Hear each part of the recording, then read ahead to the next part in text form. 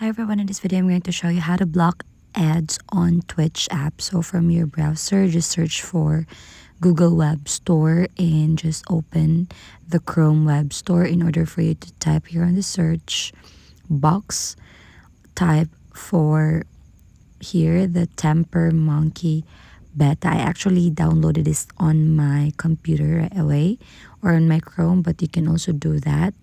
Now once you have in there, tap on the extensions and then click on the Temper Monkey Beta and find Now Scripts. Now in here, once you're on this page, search for the user scripts now by tapping Twitch ads, and you'll be headed to this options here where you can see. So just tap any of those. So let me tap this first one, Twitch ad solutions, Yaft. And you'll be able to see this wherein you can scroll down a bit and find there the user script. Tap on it.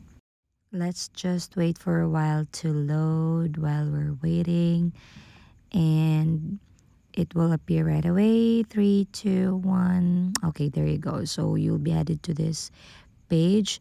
Now just tap install for the Twitch ad solutions to install, and once it's done installing, now your ads will be blocked right away. So hopefully this helps. Please don't forget to give us a like and subscribe.